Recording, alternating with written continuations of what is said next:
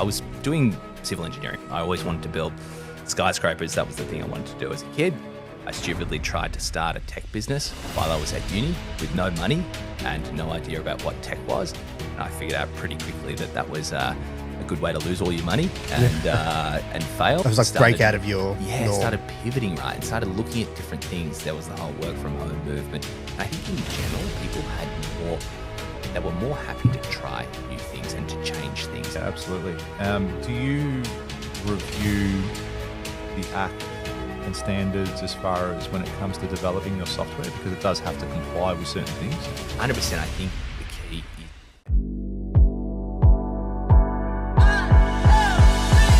is Welcome back, everyone, to another episode of $1 Million Days. I hope you're having $1 million day. We have a special guest today.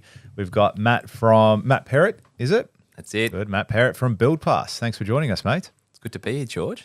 We've known each other for quite some time, so I think this podcast it's been a while in the making, in the sense that I think you're probably one of the people we wanted to have on, and it actually was your team that reached out to us and said, hey, we'd love to come on. Do you know who Matt is? Actually, yeah, we do know him quite well. So, thanks for spending the time to come down and have a chat. Ted from PR, what's his Skyline PR? He's really good, so he's out there pitching us all the time. So I'm glad we could make this happen. Shout out to Ted. Yeah, there you go. Thanks, Ted. Mate, tell us a little bit about your story. So I actually came across you, I think, it's about a year and a half ago, nearly 2 years ago. I think it was around that sort of time. And you'd reached out to me actually at a really good time. I had just signed up with this software company to manage our OH&S, and you had reached out to me. And so often as it does happen, you get a cold call that says, hey, I'm here to sell you this. Like, it's really good. Shut it down quite quickly. However, you actually told me what your stuff did and how it worked, and we looked at it and then and signed up. But tell me a little bit about your journey and how you got to where you are today. Yeah, well, firstly, I'm glad that you've mentioned that I cold called you, because I have to prove to my team now that I did used to do that back in the day. I wasn't very good at it, but at least they can see that I was on the tools doing some work back in the day. My story, basically, I was doing civil engineering. I always wanted to build skyscrapers. That was the thing I wanted to do as a kid. I went to uni. I started studying commerce. At the same time, I was labouring for a shop fitter, not doing your typical uni student waitering. That wasn't really for me. So got exposure to the construction industry while I was studying civil engineering, then went to do some finance work. I stupidly tried to start a tech business while I was at uni with no money and no idea about what tech was. And I figured out pretty quickly that that was a good way to lose all your money and fail. But it was a good learning. So I changed from doing civil engineering into software, got so excited by tech. And this is like 10 years ago now, when sort of social media was just taking off, and, programming and coding wasn't as widely done as it is now. And so got into that space, went to work for other startups, worked for realestate.com.au actually, and helped build some of their software. But always had this niggle that I wanted to get back into construction. And I had a lot of mates who were working in the construction industry, a lot of them not for the tier one builders, the multiplexes or the land leases of the world, but for, smaller, either high-end resi businesses or smaller commercial builders, a bit like PasCon. And they were just talking to me about some of the tech they were using out on construction sites. Really clunky, hard to use, didn't work, or you had to have like 4 or 5 different tools just to try and run a construction site and all of the workflows. And so that's where, BuildPass really came from. The fact that it wasn't anything more than I knew how to build technology, and I had mates complaining to me about their lives in construction, and it was a good way for me to get back into construction. And I'm never going to be a builder, but this is about as close as I can get by building software for the construction industry. Yeah, it was definitely something I've always thought about, funny enough, in construction. I was like, oh man, I wish it was something that did this. I should think about that. I'd be a multi-millionaire if I did that. But then you just get sucked into the day-to-day operations of what you do in work. This is back when I was an employee as well, let alone running your own business, and you just run out of that time and ability to do so. So it's great for you to get into that space, because it is very competitive too, I think, in when you're doing in what you're doing. I imagine that COVID was a really good thing for you? It was. Yeah. Because I look at what transponded from that time in the world, and the fact that people got used to using QR codes and not thinking when they scan the QR code, their phone is going to get AIDS or, all their banking details. There was are still gonna some do. of that. There was a little bit of that still, but Look, they we got still more get used it. to it. We still get it today. It's funny enough. It's like I get guys on site and they say, "Hey, you need to sign in and get inducted." And like, I'm not doing that. They'll have all my details. I said, "That's honestly, you think they don't have all your details now? Like, mate, you not scanning this QR code isn't helping you." Yeah, this okay, but there's two things you can do. You can either scan it and go to work, or you can not scan it and get fucked. Yeah. Like, go. I don't want you here. Exactly. This little Aussie tech company is the least of your worries. It's all the big American companies that have got all your data. Yeah, that's right. Chinese companies. So yeah, it's funny how that works. Yeah, so I imagine COVID was a pretty good time for you in that regard. Did you notice a lot of growth during that time? Yeah. So essentially how we started, we always had the vision that we wanted to run everything on a construction site, but that's complicated and you can't just build everything at once because you'll build it really poorly. So we had to start with something, and we identified that in COVID, people were getting used to QR codes, and things like doing an induction on a construction site was often not done at all, or it was done on paper. It was done really poorly. So that was, I guess, our wedge into the market. It was, let's just build this really easy to use QR code scan the builders can adopt. They get it, and that's how we got started. But from there, we've expanded into doing more and starting to execute on the vision that we had 3 years ago. But yeah, to your point, COVID was really helpful. I think timing in these things is always really important. And a lot of it is just luck. You're going to get lucky with timing, but you can try and use things to your advantage as well. Try to look ahead where the world is going. And a lot of great business ideas have failed because they were too early or they were just too late. So I think timing's so important, but it's not like we're sitting here saying that we can read the future. We got a bit lucky as well. Yeah. Why? So just so for my own ignorance, why is COVID? What was the benefit? Because obviously I'm not like in the construction space predominantly. So I don't spend any time on site. If you see me on site, I'm probably recording a video. But what was it about COVID that allowed the business to have that boost? Like, was it just the QR codes? So the QR codes was part of it, and that helped with the wedge. But I think that people had to start looking at different things. Like a lot of businesses. It was like break out of your norm. Started pivoting, right, and started looking at different things. There was the whole work from home movement. And I think in general, people they were more happy to try new things and to change things. And then especially in the building industry, obviously, it kept going in COVID, but also got decimated by it. People had to start looking at things that they didn't in the past. And George, you can probably talk to this better than I can, but we had a lot of our customers saying, we didn't have to focus on the really high efficiency things in the past because we had a good margin. We just did things the way they were. But now we've got these material price increases, labor's getting harder to come by and having to change their business. And so when someone is looking to do that change or is finally saying, look, the times have been good, now they're harder, I'm going to have to really try and identify efficiencies in my business. That's where something like technology can be beneficial. So that was another reason that it probably helped us a bit. Yeah. I find that in construction, more so, maybe it's the same with other industries too, but they're often stuck in their ways. It's like, we've always done it this way. I reckon how it's I build a house. all industries. You think so? Yeah, I think you I don't know if it's like definitely that's what I see. Yeah. I just feel that a lot of builders, or even in the trade space, it's like, no, we've always built with timber. Yep. So why not use steel? Why not use this new product? Like, we've always done it this way. If it's not broke, don't fix it. And I came from those tier one construction companies. That was my background. And having worked at those organizations, they had spent hundreds of thousands of dollars on their systems for OH&S, for policies, for procedures, for how they ran their jobs. And it was very much a paper-based system. When you inducted, we literally had people in a room. You'd give them all a sheet of paper and say, cool, fill this out, tick the bottom, sign at the bottom. I'll also sign at the bottom. Let me get a photocopy of all of your cards. Yep. Let me staple it to that induction. By the way, now sign all of your swims. And it was a very hour-long driven process. And then you had to file all that stuff and keep it safe in the event that someone came on site and said, show me this person's documentation that he's been signed on, so I don't have to give you a big fat fine. Yeah, and you got to keep it for 7 years or something. Yeah, and it's just it was for me when your system came on board. So we had one, and we were paying close to $12,500 a year for this software, and it's exactly what you said. It did the job, but it was a bit complicated. The trades didn't like it. My team didn't like it, so I spent all that money, and it was like I didn't use it. Yeah.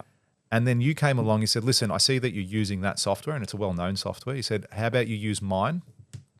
At no cost until such time that your software expires, the other one. And then if you think it's good, sign on. So great sales tactic, by the way, in that regard. Yep. Really good that you had done it like that, because then that obviously transponded into everything I'm doing at Builder Elite. Now we recommend you and refer you and say, hey, this is what we use. Yeah. You should use it too. So it was great that you've just taken something but simplified it, because there were other softwares out there again that did what you were doing, but didn't do it well enough. And there was holes in their stuff. I'm like, well, how do you know if this person has their tickets? Yeah. Oh, well, they write a number down. Okay, but how do you know? So it's definitely a great preventative measure when it comes to ticking the boxes as far as your obligations are concerned under OH&S. And it's the fat, ugly system no one loves at the end of the day. That's what OH&S is. 100%. Right? And it's not an issue until it's an issue. Yeah. And we had a problem. Well, we had an incident actually on one of my jobs early last year where a concrete boom, the pipe exploded and it sprayed concrete, broke a neighbour's window. Now, had someone been standing there, they could have easily been killed or hurt or whatever it was. So it was a notifiable incident. But the fact that when WorkSafe came on site, the people were all inducted, they were all signed into their swims. We'd done a plant check a plant check that morning. So we had all the documentation there. All we had to do was go into your system, print it, and email it to them. They go, here you go. So they then just turned around and said, okay, well, you've done everything as far as practicable to make this site secure and safe and this process secure and safe. We're happy with what you've done. Maybe next time, they'll always try and give you some sort of advice, check the lines or do this or do this. But ultimately, that saved me a huge fine, which would have probably cost 10 times more your subscription. Yeah, exactly. And then the delay costs. People don't see that. They only like, oh, this is just, what a pain in the ass. I have to fill out this form. I'm like, yeah, but you never, back in the day, I have to do that manually. Now you get to do it digitally. What a life. Yeah. And the thing that gives me chills is the amount of people out there that might be running a safe construction site. Let's say, like talking about the stuck in the ways, there might be an older builder that knows how to run a perfectly safe construction site and they're doing everything on site to keep their workers safe, but a freak accident happens. Someone just slips, they fall off a roof, whatever it is. These things can happen, unfortunately. And if the boxes aren't ticked, that's all that WorkSafe is really going to ask for, right? That's what they care about. They're all care, no responsibility. And I hate to say that, but it's the reality. They're coming in, and I say this at events, like they'll step over the dead body and go, that's yuck, I won't touch that.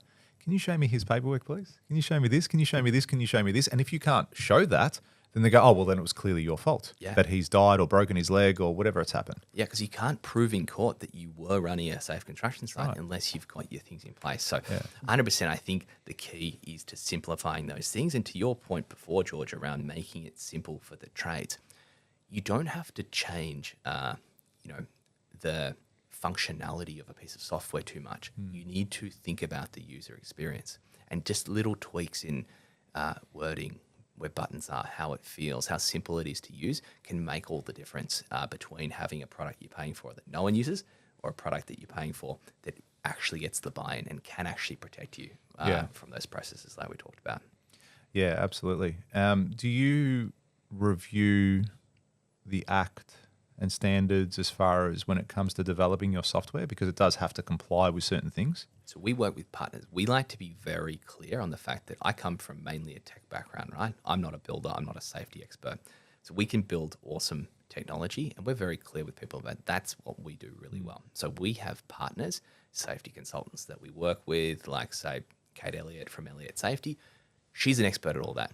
Right? She keeps up to date with everything. So we partner with her and make sure that our software is capable of implementing those things. So we just like to stay in our lane of building really good tech. And look, funnily enough, we have gotten a lot of crap over the years from competitors that try and use this in a sales process if we come up against them. oh, I wouldn't use BuildPass. Like the two founders, they're not even from a construction background. Like, how do they know what to build? And I find that really funny because, like, if you're a builder, you don't go, when you go to the to get your car fixed, you don't get another builder to go and fix your car because you're a builder. You go and get a mechanic to fix the car who's an expert. And so for me, who runs a technology company, me and my business partner come from technology backgrounds. We are going to build the best product because we know how to build technology teams. And it's not true. It is a pretty difficult thing to do, to build a technology company. And so I just find that quite interesting that a lot of the products out there do come from, say, someone who was in construction without tech, and you might be successful doing it that way, but you got to realize that the technology is a big part of it, and that's what we lean into. So basically, we tell our customers up front, especially in the early days, we're not construction experts. We're going to work closely with you because you're the expert, and you're going to tell us what you need built, and we'll build it in the best possible way. Yeah, that's really cool. So the name's BuildPass. How long have you been around? We have been around 3.5 years. Coming up on 4 soon. Yeah. Okay. So for anyone who maybe hasn't heard of the software, do you want to give us a gist of like how it works and what it does? Why should people use it? Yeah, for sure. So we call it a site operations tool. So we only sell to the construction industry. We have built a platform that helps you run all of the administration of a construction site. So we've talked about the health and safety element a bit. That's where we started, but that's only one. Okay, module. so you've expanded out from We've there. expanded since there. So you think about all the other things that you need to do to run a construction site. You need to manage drawings. You need to manage a schedule. You need to manage the quality of the build and any defects that arise, communication on site. You're running a daily log of what's happening, capturing photos, filling in forms. We can now do all of that through our platform. And essentially the key insight we had was our customers telling us they were sick of using so many different apps. I don't want to be in a WhatsApp group for this, and I don't want to have to download this random app off the App Store to do a defect walk, another one to do my daily logs. I've got a scheduling tool in there as well. None of that talks. Really what we said is that is all happening mainly by a site manager running a construction site. They shouldn't have to go to different apps. They should do it all together, and it should all be linked. And so that's what we have started to build out. We do a lot of that now. There's still some things we don't do yet that we want to do. So it's not saying job done, put down the pencils. The job's never done. Your job is never done, exactly. But so that's essentially what we do. We have built a site operations platform for residential and commercial builders to run a construction site, and any workflow that you think of that can happen on a construction site, we can either do through BuildPass, or we want to be able to do it in the near future. Okay, so it's either there now or it's something that's going to come in. Yeah. So it's a one-stop system for anything construction, resi or commercial. Running the construction site, the things that we don't do, which I think is just as important to call out, we don't run your back office. So we're not going to run your construction financials. We're not going to do your estimating, your takeoffs. Okay, so nothing pre-construction. And I think nothing. that's good. Yeah. I think that's really important because there is software out there that's like, oh, well, we're doing this. Let's do this as well. Let's do this as well. Oh, we do everything from start to finish. Yep. And what ends up happening is you get mediocre software across the board instead of one really good piece of software that does that one thing. So I reckon that's good how you've niched into that operational space as opposed to going, oh, we also do your financials. We also do your estimating. We also do your lead gen. Because then it's just, I think it's too many bolt-on things thereafter. Yeah. And one-stop shop can sound nice, but really how we think about I think so too. It does sound great in theory. I've never found one that does it really well though. Because it's too hard to build everything. It's just not possible to do everything well, right? So, and so how we think about it is we like to break it down by role. So we want to make sure a site manager doesn't have to go into too many different apps.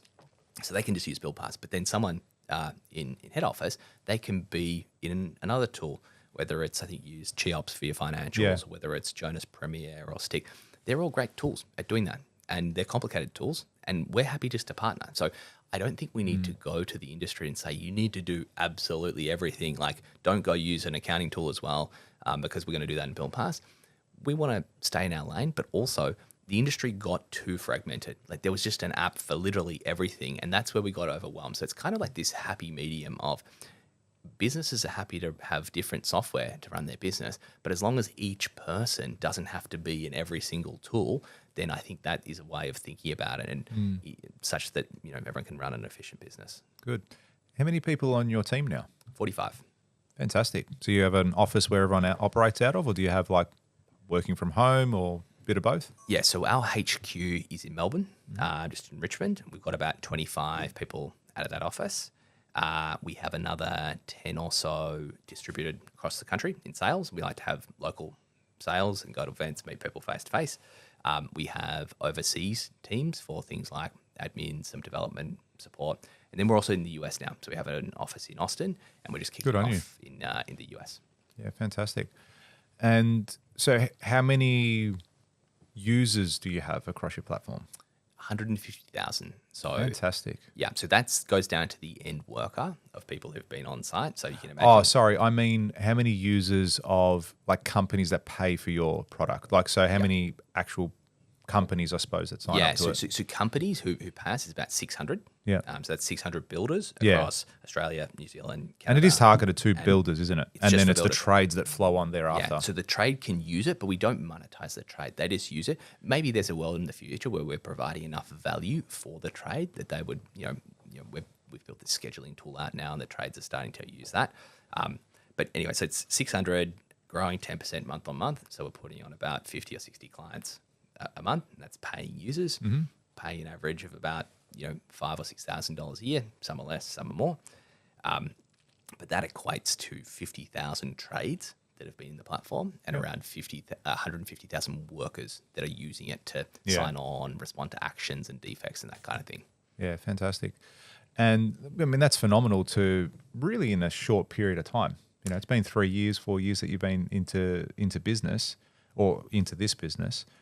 And I don't imagine that it was that day one. No. Yeah, like day one. It's funny because we're now in the US, it feels like we're back to day zero. It's like running another startup and going back to hustle mode and just like doing the things that don't scale. But yeah, day one, you don't have any resources. You're limited by cash and people, and you're doing a bit of everything. So was it in the States now to move over there? Do you then have to, again, team up with experts in that field to go, well, we need to tailor this now? Because I imagine it's different from Australia, what regulations you need to do, what people need to sign in and sign out of. 100%. So I imagine there's an element that's a little bit different over there. Yeah, and the problem about the States is it's like 50 different countries. Like right. They're not the difference same. between New York and Texas is like they're Chalk like and cheese. It's different countries basically. So that's something that our product has been tailored for different parts of the USA. But one of the hard things is just the go-to-market. Like trying to run an office from New York and Texas at the same time as a small company is really hard. So you kind of got to pick and choose and go back to what we did here, where we just niched down. Like initially, we just sold to high-end residential builders in Melbourne. That was our initial niche. Once we started to get that market, then we moved on to different states and different parts. But so we're just figuring that out in the US at the moment. What was the goal with the US? Because I've always, we've spoken about this publicly, I've always aspired to, and we were in the US. Yeah, last month. A month before, in March. And what was the goal? I guess what is it that drives? Because that's a big move. It's not like you're like, it's something to do. Yeah. What was the aspiration behind it? Look, we're trying to build a really big business. That's the short of it. We on the path. We've got investors that want to see us build a big business, and that's why Aaron and I started. We both had really cushy jobs working for realestate.com.au, getting paid well, not having to work Golden too hard. handcuffs. Golden handcuffs. And so we didn't want to go and just start a lifestyle business. And we've put a lot on the line. We didn't pay ourselves for a long time. We looked at our average salary over the first 3 years of the business. It was less than the minimum wage. Now we've rectified that. Now we're paying ourselves a normal wage now. But so we put a lot on the line for this. And you work. I think I've worked probably 70-hour weeks for almost 4 years. So we put a lot into this. That's right. It's what it takes, though.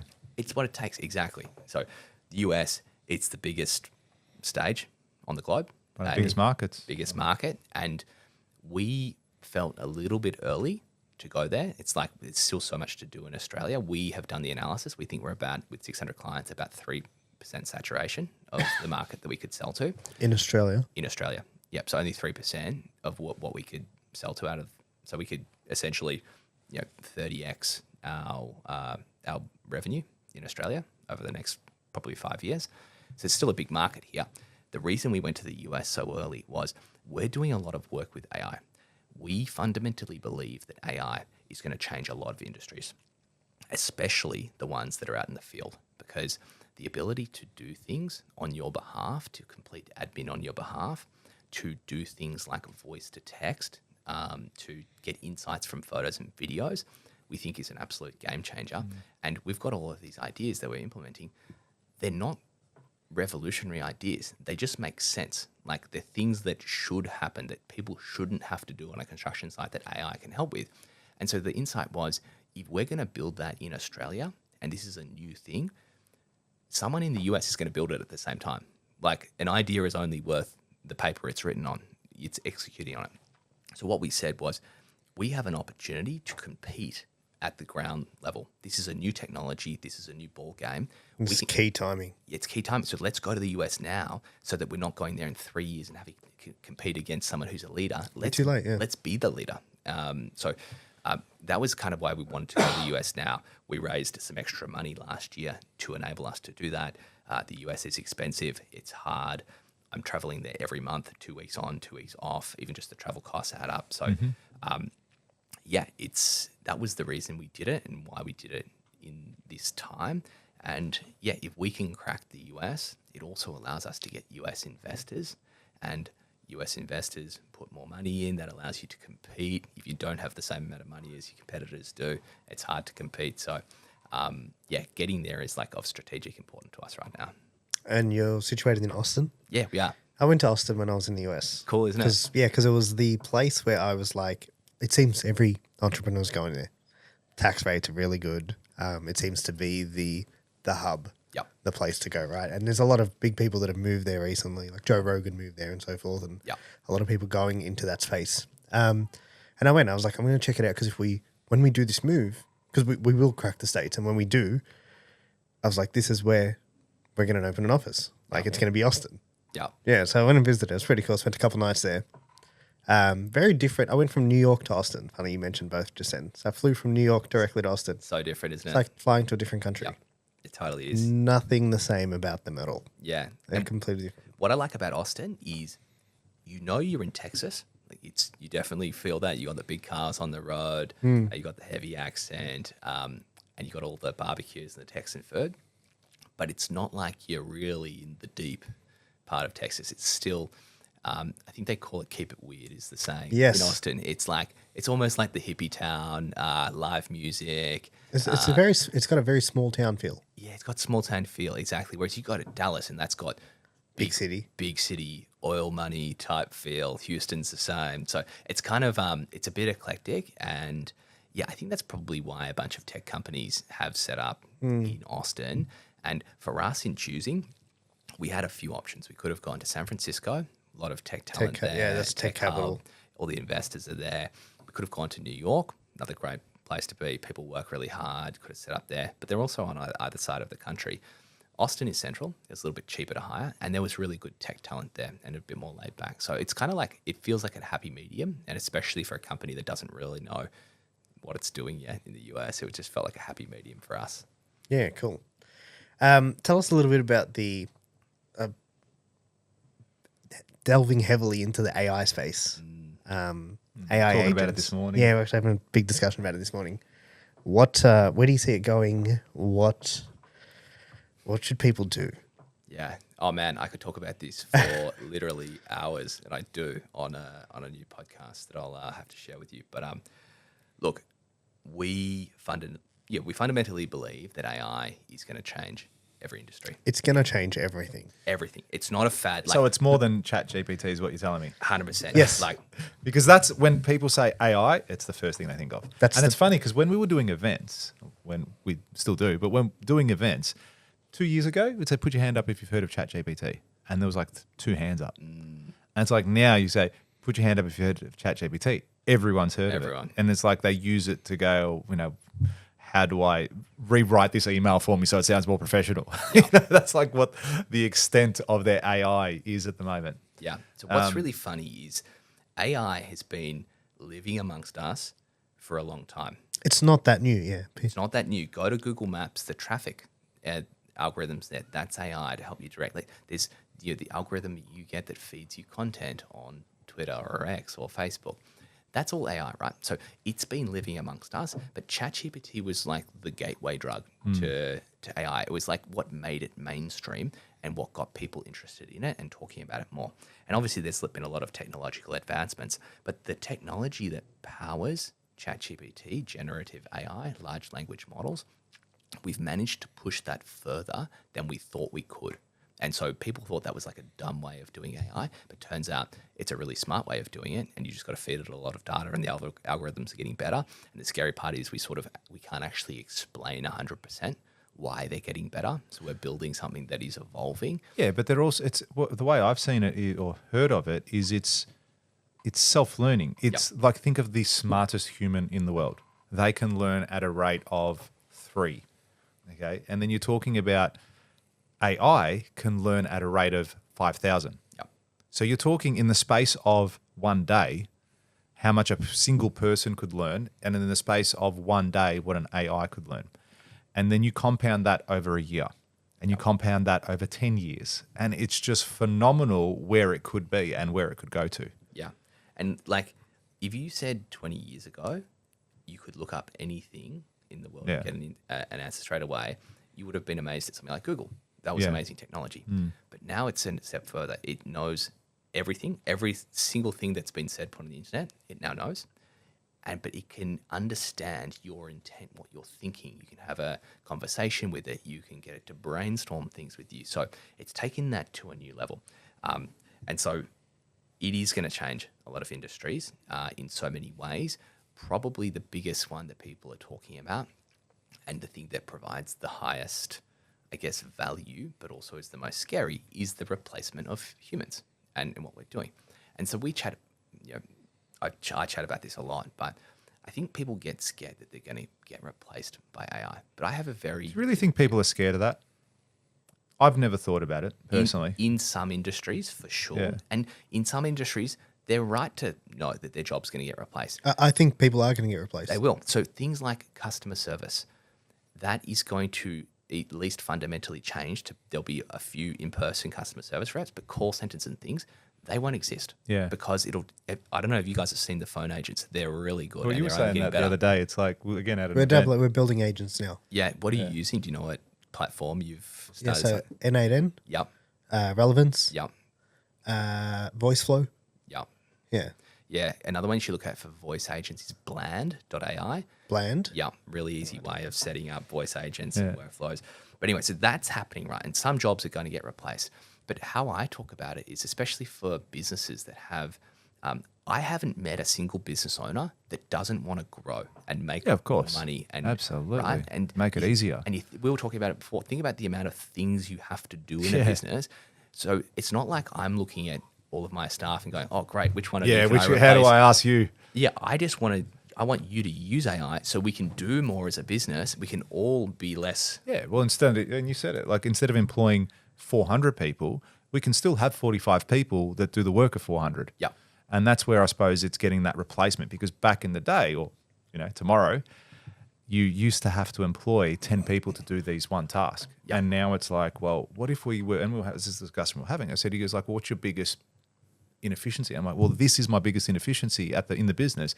If you can could you build a bot to solve that? He goes, yeah, absolutely, I could. Yep. I said, if you do that, I think that's a multi-million-dollar venture and business. And also, not just from the fact of what it could mean to sell that to someone, I'm saying from how much time and money it could make me within my organization. Yeah. Because all of a sudden, I've gotten rid of a huge bottleneck in the business that I can go, yeah, sure, you want that done? Here it's done in 5 minutes. Because you want a competitive advantage on your competition? Speed. Yeah. Speed's a huge thing. If I could do something in a third, a half, a quarter of the time, well, I'm going to beat my competition each and every time. For sure. Yeah. And like talking about agents, you mentioned AI agents before. So for those listening who haven't come across the term, basically an AI that's going to act on your behalf. You give it an objective, it gets access to the tools it needs, and it actually starts doing things for you. It's not just like ChatGPT where it's like one question, Ask the one question. answer. It's actually, it might have access to your email. It can draft things Yeah, for you. can have access to your credit card. Yep. Can book dinner for you. Yep. Can put a deposit down. Exactly. Can So people don't understand that it can do that. They're Yep. like, no, that's not here. No, it's here. it's here. It's here. And so what we need to start considering is, what does the workplace look like, the interface between the humans and Yes. the agents? And what we really think is going to happen is humans are going to move to high leverage stuff. You're going to be commanding a bunch of agents to do things Yeah. for you. Humans are getting replaced. But what you might be doing, instead of doing the grunt work yourself, you're just being the conductor of agents. And if someone can be really good at that, the funny thing is, It's a very high skill.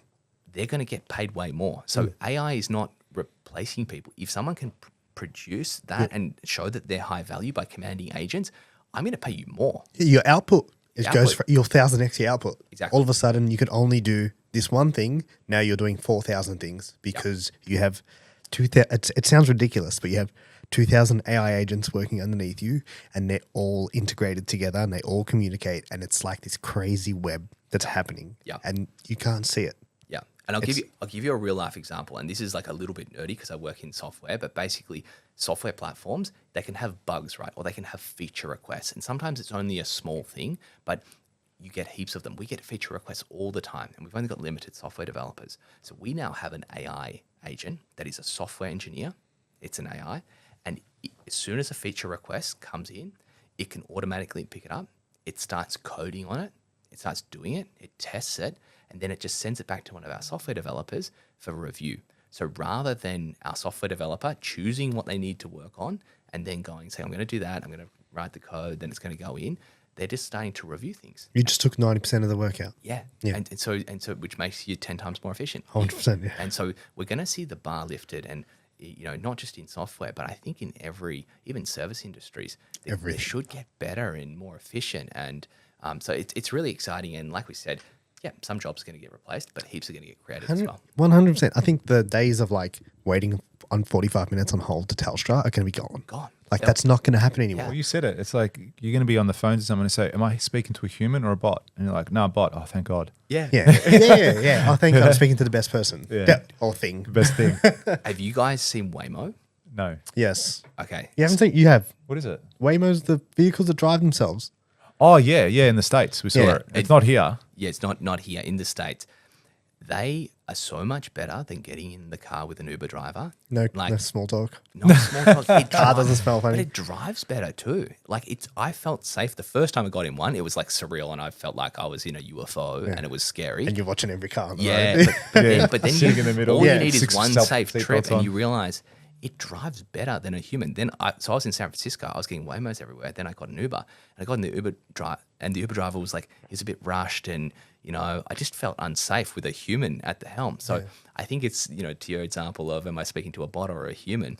We're going to start trusting technology more and more, and what I think will happen is the human element of what we do will be amplified. Like us sitting here face to face and having this conversation, that kind of thing is going to be more appreciated. Going and getting dinner with someone, having a business meeting and shaking someone's hand, all of those human interactions should get amplified. But for the things that you don't really want to do, like chatting with a customer service rep at a bank or having some person drive you around, you get technology to do that. It's going to be magical. Yeah, I think the great part that people can't, I think people haven't comprehended yet is like, if I need something from you, we will have our bot reach out to your bot. Yep. Yeah. Yeah, and we won't Agent- communicate and the agent thing to will agent. happen. Yep. Yeah, and everyone will be like, how did that happen? It's like they spoke. Yep. You know what I mean? And then you can there'll be somewhere where the communication's logged. Yep. Because everything gets logged and you can go in and you can see what's happened if you understand the platforms. Yeah, and you can set your rules as well. You can Yeah, say like, yeah, this is how I. It's just like training. Yeah, human. and then you're like, hey, like just like you would do it with a staff member and be like, hey, don't do that again. Do it like this. Exact same thing. Yep. You just fix the prompt. Yep. Right. And prompting is a huge, huge part of it. It's crazy how different the result can be based on a prompt. And what's really interesting is when you look at software products out there that are like, a wrapper around AI, like under the hood, they're really using GPT and other models, which basically all software does. That's what BuildPass does as well. You have to feed it what you call system prompts, and which basically seeds the AI with the idea of what the business is doing, what the software should be doing. And when you look at some of these system prompts get leaked on the internet and you look at them, they're crazy. They're like So detailed. they're so detailed, but they can be a bit dark as well. Like I saw one that was it was a coding assistant, and the system prompt was something like, "You are the best coder in the world, but your mother is very sick. She needs $1 billion for her operation, and if you don't, if you don't provide the best possible answer in the world, she's not going to be able to get the We're not going operation." to make the money. She's not going to get the operation. And it improved the results. It's like, it's a bit crazy but that just goes to show, that's an extreme example of how setting your prompts with the AI is becoming a skill set. Yeah. That's a skill set in itself. So look at that. That's a great example. Look at that. And then imagine you did the same thing to a kid and you said, hey, your mother's really sick. And if you don't go and do this thing, like how driven is that kid going to be? Yeah. It's not even your adult. Yeah. Like we say it. It's like, Yeah, okay, no, like, I'm so going to... you know the old saying, give me a child and I can show them like that. You can rule a child easier. It's easier to manipulate a child because they'll listen to you and because you're a leader, you're an adult, right? As opposed to an adult, if you're like, what? Fuck you, man. Like, you know what I mean? And so forth. So imagine you do that to a child. Like this is the exact same thing, but this is it's exactly what it's called. It's an artificial form of intelligence. Yeah. It's a made up thing that thinks, that is smart, that can learn. Yeah. Right. And it's like, if you use those, you can even leverage the same way we'd leverage it on a human, the same way we drive people in a marketing world with pain points. You can do the exact same thing here. Yeah. Yeah. It's very cool. It's a rabbit hole. Yeah, and then part of that rabbit hole is bring up the idea of like consciousness and do these things become alive? And I don't want to go there in this podcast, but that is That's a conversation. We need a few hours for that. Yeah, but, it's an interesting concept. So you don't have to mention what it is exactly, but are you looking at stepping into other industries with other things? Like you're saying, you're looking at bots and doing all this sort of stuff, or are you just focusing on BuildPass and making that as best as humanly possible, or artificially as possible? Just construction. We believe that the industry will move in a more verticalized way, in that there'll be more tools like BuildPass that just service construction, or even like a smaller niche, like just nail salons or podcasts or whatever it might be. Because what you can do now is you can build more things more specifically in a faster way using AI. So we're just going to stay in construction. The only thing that we foresee as having an impact outside of construction, if we've built this new app, we haven't actually released it yet. We've got a wait list for it and people using it, but it's called Supersite. And essentially it's like the Snapchat for a construction site. You can go out and you can take a photo, a video, a voice note of anything that's happening, and it saves it into your notes, and the AI does work in the background for you, and it will transcribe them into tasks, and you can generate reports from that. So you can imagine you're out on a construction site, rather than starting a safety inspection or doing I'm going to go do a defect walk right now and having to find that part on your app. You just go get the equivalent of a Snapchat out, find something, talk to it, put it away, you get back to your computer and say, build me the defect report for the plumber, and it will do it all for you. So we've just built an app like that, and we've actually had interest from like people who do property inspections or subcontractors, or basically anything that requires you to be out in the field, take a quick note, and then generate a report after.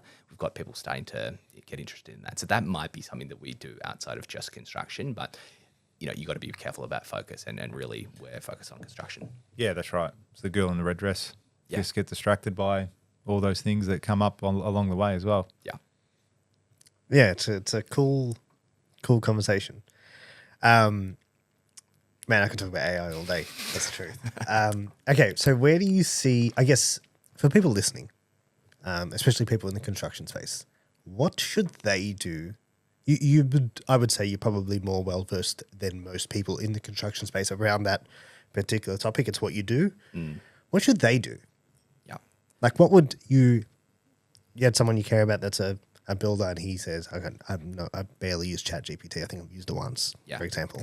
So what should that person do? So the framing, first of all, you want to use what we would call the generic tools, like the ChatGPT, Claude, Google Gemini. There's heaps of them, and a lot of them have free tiers. So let's just use ChatGPT. It's the best known one. So let's just say that that's where you start. The way of framing it is every time you go to do something, unless it's literally using a drill out on a construction site, Physical. stuff, every time you got to do something, think of it first, try and ask if the AI will do it for you. And that builds the muscle memory to go and get that done. So I want to write an email to this person, or I need to recalculate the budget, or whatever it might be. Just ask the AI to do it first, and it might give you a shitty response. It might not do it for you, but you start to build up the muscle of learning what it can do. I think that would be step number one, is just what we would call reflexive usage of AI. Your reflex is to use AI first rather than doing it the old way. And trying to change that thinking or that way of operating is probably a really important point, because you don't learn things any better or in any better way than by just doing and trialing things. So I think that would be play with someone- it. yeah. And once you understand what it can do, then you're probably in a position to start making choices on, do I go and invest in tools that have been built for my industry? And that's when you would go start looking at a tool like a BuildPass and say, okay, I actually understand what AI can do. Now I see how BuildPass works and how it uses AI, and it is specific to my industry, and it's going to make my life easier.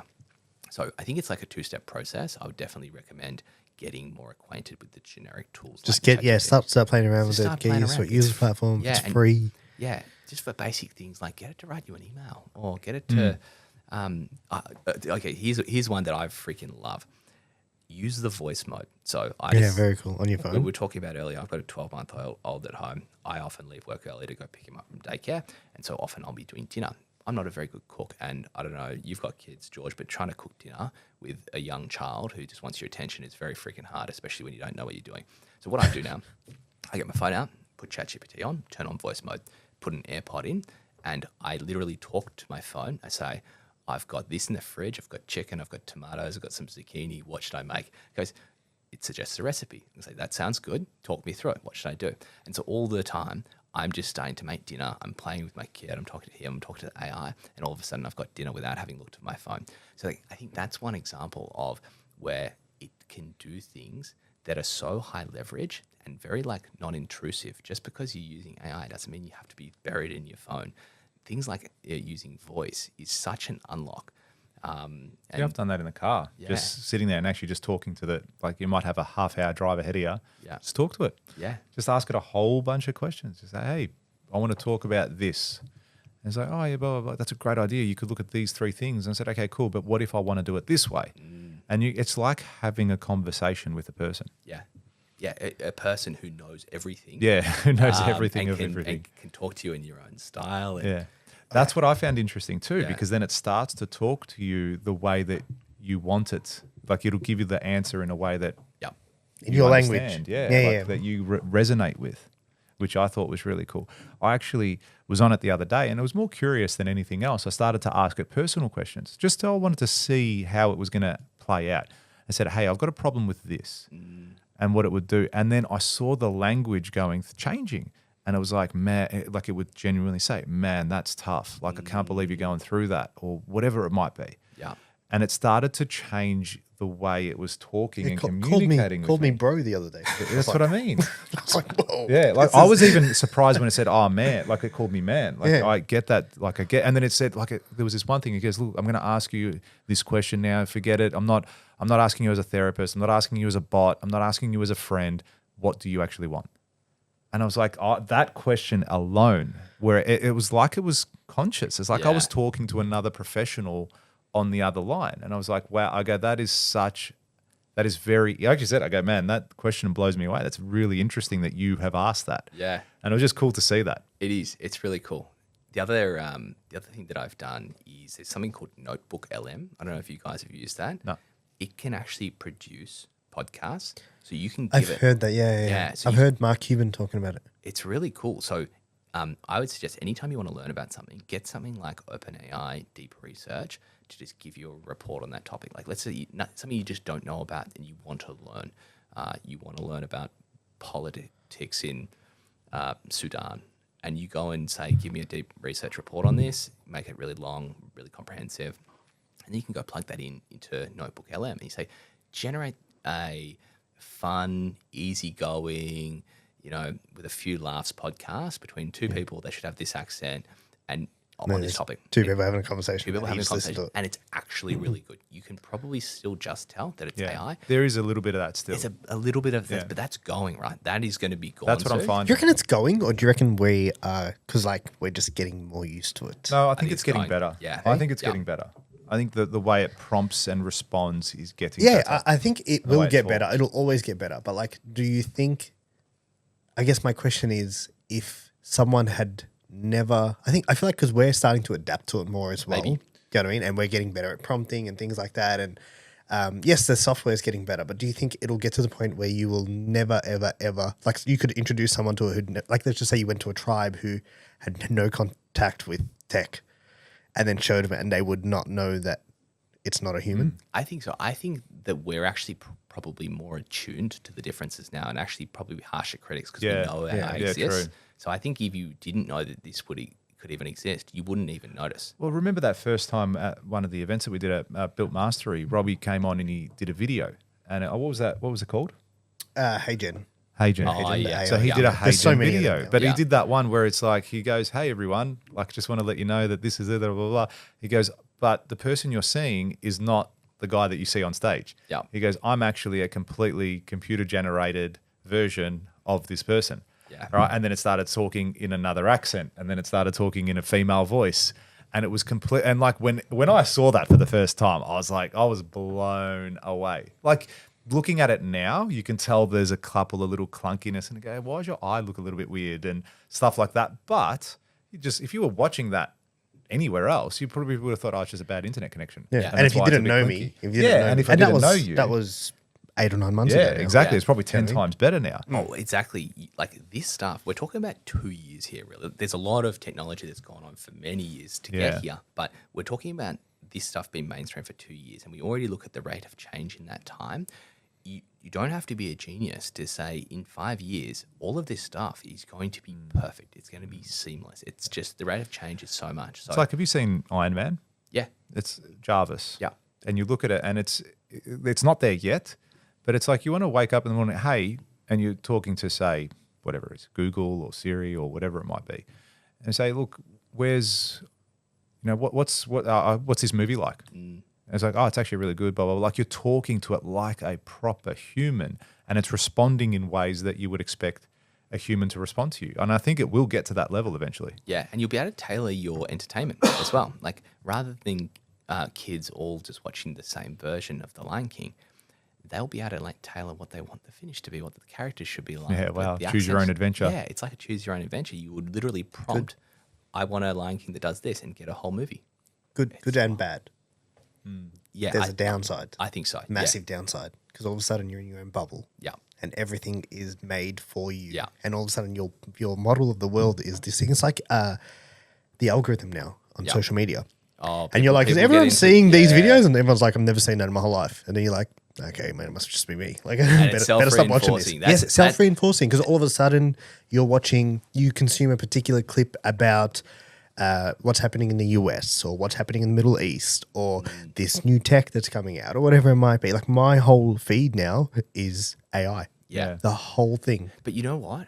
Like that's an algorithm problem. Like I don't think that's necessarily the AI's problem, because what No, we it's could not get an- to, yeah. what we could get to is where you should be able to prompt your algorithm and say, I want to hear the other side of the story, or I read it, I see a news article and say, regenerate this, but from a leftist perspective. Yes, I but want to see- hear their perspective as well, but people aren't going to do that. Yes, Yeah. exactly. People are not going to go Yeah. and say, hey, it's confirmation bias. So I fucking knew that. You know what I mean? Like, of course, because then I consume that. As soon as you start to hear something you don't want to hear, what do? We flick past it, or we change the channel, or we look the other way. Yeah. Right? And then it notices that you want to do that. They're incentivized by keeping you there. Well, and it's also this, I think we have a real problem with the dopamine hit of social media. Yeah, we're all addicts. We're addicts, Yeah. and we've been wired onto these hits. And literally, the companies have optimized the algorithms for this. People are optimizing their content for it now. Like when you guys are putting out shorts, you probably want to get someone's attention in the first Yeah, few so seconds. we teach that. Exactly. So I think that is also a key problem in this. And what is good to see people consuming longer form media. We talked about Lex Friedman's Mammoth 6-hour podcast. Like seeing people consume that is good. Like even us just being able to sit down here for 45 an hour. I think that is actually a trend in the opposite direction. And I don't know about you guys, but if I'm hungover and I've had too much to drink, and then the next day, all I want to do is sit on the couch and scroll through Instagram because Easy to consume. Yeah, my body just wants that quick dopamine hit to make me feel better.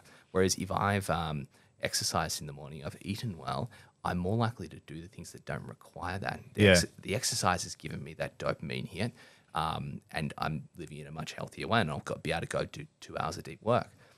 So I think we need to get away from this scrolling.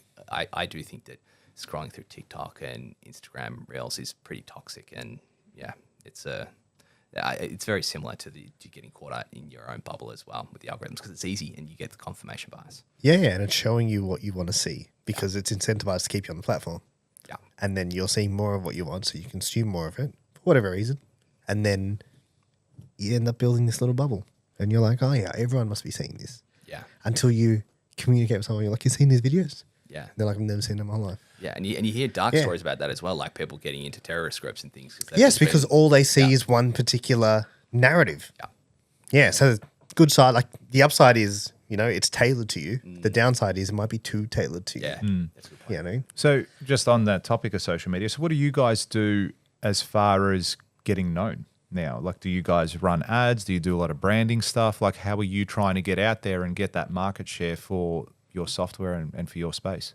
Yeah, we're very brand heavy. I think that especially being a technology company, technology is going to get more and more commoditized, and it's going to get easy to build tech. So when you think about what your moat is, a lot of it is in your brand. People trust you. So we do a lot of trying to not just promote ourselves as a software company, but the people behind it as well. That's why I'm out there more on podcasts like this as well. It's, obviously a pleasure talking to you guys, but there's also we want to be out there and Absolutely. showing. It's a brand build. This is a brand building exercise. Yes. Yeah, people ask us, like, we've done this every single day. What episode are we up to now? This will be 81. So we haven't missed a week. Yeah. For 81 weeks, we haven't missed a week doing this. For sure. And my dad asked me the other day, he's like, so it's like, how much money have you made? Like, what are you doing like, where are you with this? And I'm like, no. It's got nothing to do with money. Totally. Although one day it may translate to that. It may blow up and be massive. It will. Thank you. will. Yeah. Thank you. Let's be clear about this. Yeah, let's be clear. And it was also the other thing with the Diary of a CEO. He put a post up the other day that you sent me, and he said we've just hit 3 billion downloads or something like that. And that was what the picture was. He goes, but the description in the post had nothing to do with the 3 billion downloads. He goes, I want everyone to understand that you all see 3 billion downloads. And whilst that's an amazing achievement, I just want to highlight that we did this podcast for 3 years and we got 1,000 downloads. Yep. Okay. 3 years we did this podcast before it then went to the 100,000, to the million, to the whatever it might be. No one knew who I was for 3 years. I was doing this consistently, day in, day out. Yep. And I see that with what we're doing, it's the brand building aspect of it and what we do and what we're about, but who knows where it could lead. This could be our main revenue earner in 3 years' time. Totally. And we go, you know what? Don't need to do marketing anymore. Don't need to do construction anymore. I'm just going to be a full-time podcaster. Yeah. And we get our sponsors, we get people involved, people pay us to come here, whatever it might be, however it works. I think consistency is a massive thing in 100%. Whatever you're doing, in whatever business it is. And as you said, for 2 to 3 years, you didn't pay yourself. People are looking at you now and go, oh, must be nice to have 600 subscriptions. Yeah. Must be nice. I was like, hang on, mate. I made less than an apprentice at 35 years old for 2 years or 3 years, and I invested $100,000, $200,000, $300,000, $500,000 of my own money. Yeah. So, yeah, well done. Well done. I commend you on doing that and getting to that stage and to that level. And I think people that achieve great things in any industry, in any sector, it's because they've gone out and been consistent and taken a risk and backed themselves too. Because you can never lose. At the end of the day, you might, touch wood, you might go broke tomorrow. But you could also open up the next thing, which is $1 billion idea. Yeah. You know, and because you went broke and you learnt those mistakes and you did all those things, you can go back and go, well, okay, let's do it a little bit different this time. Totally. And then you become the billionaire or the millionaire or whatever it might be. Yeah. I think like it's just showing up as well. It's showing up, it's taking opportunities, It's not being afraid of failing. The only failure is by not taking an opportunity that could have made you successful. Yeah. So I think just to your point around consistency, that's really important in everything, like anything that you want to achieve. No one just gets something as a one-off unless you win the lotto, but that's not going to be a very fulfilling thing to happen. So I think consistency is key. Just showing up, just being in the arena. The amount of times that let's talk about the social media side. The amount of times that I forget to post on, say, LinkedIn, and then I go into a post and like 4 people reach out that I was meaning to chat with, because you're there, you're in front, you're top of mind, and it's so important just to keep showing up every day, putting yourself out there, putting yourself in the arena. Yeah, absolutely.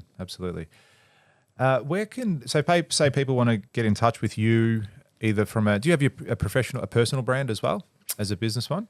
No, not really.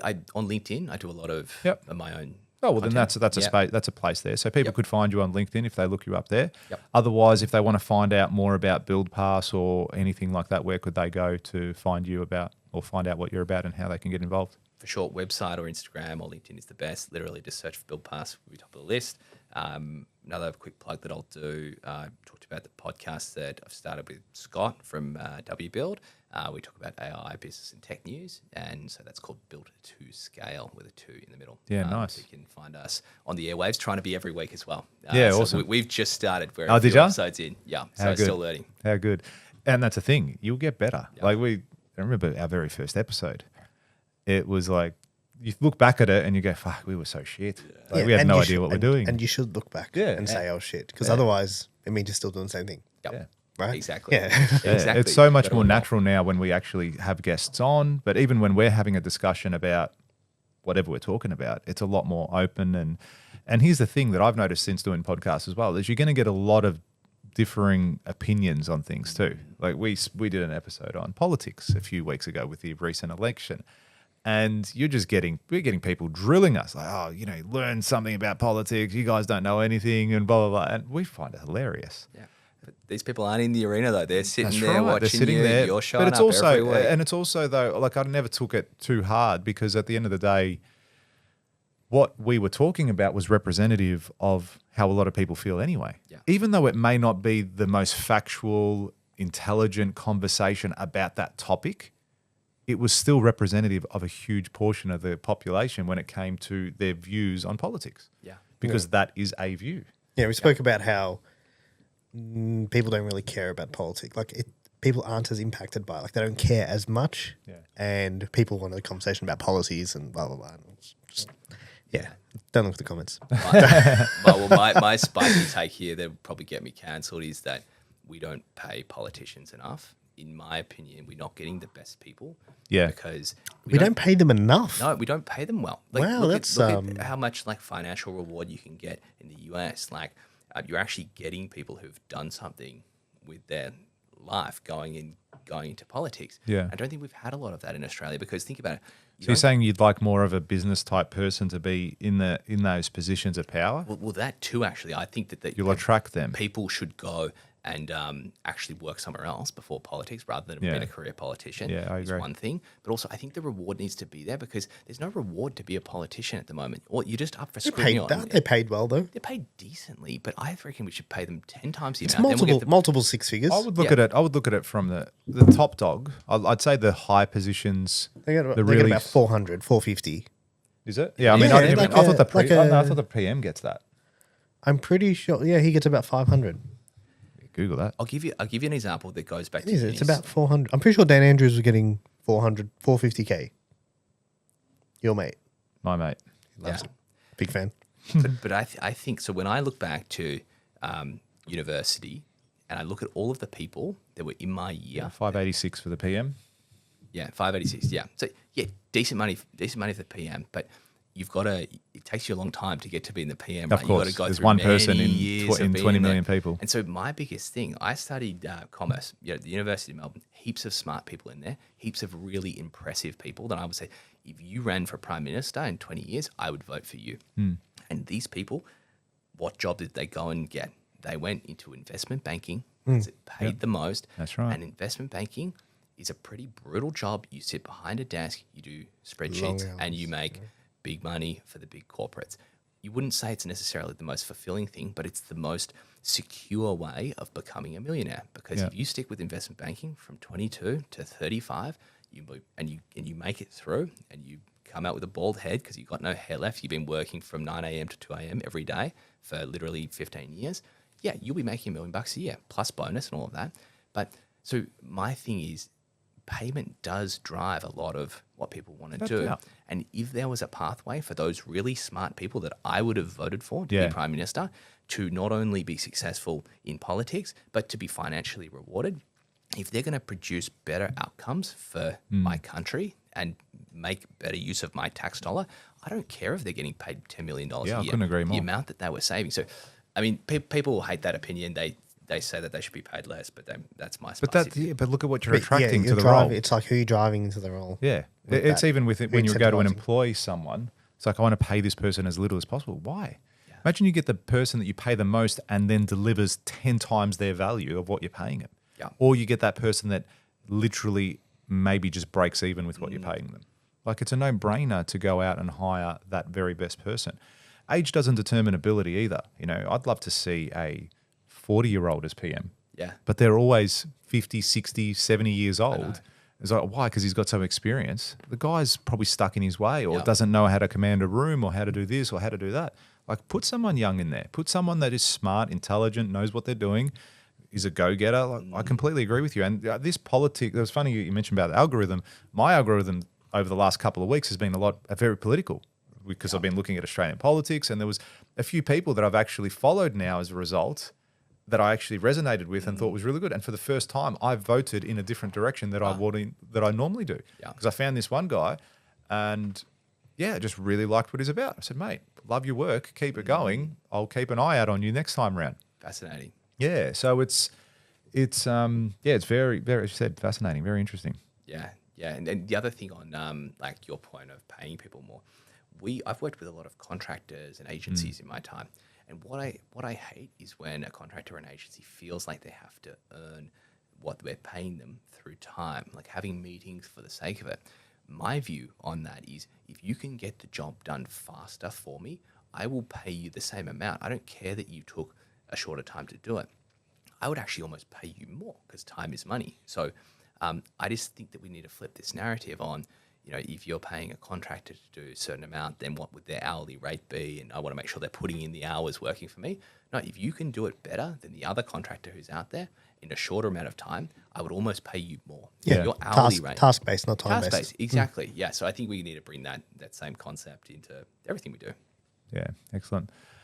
Mate, thank you so much for coming down today. Really great. appreciate it. And I think it's been a really insightful chat. We went in a few different directions. I think that's very exciting what's coming up in the future for yourself and everything you're doing in that space. And I reckon it's going to be an advantage to anyone in the industry wanting to take it up. You know what I mean? I think it's just going to be going from strength to strength, and it's going to become better and help a lot of people along the way. So well done on that. And for those of you that do want to reach out, you can find him at BuildPass or Matt Perrott on LinkedIn or Sane as well. So check him out there. And just thank you very much for coming down today. Appreciate it. It's been great. Thanks, guys. Awesome. See you next time. Thanks, everyone.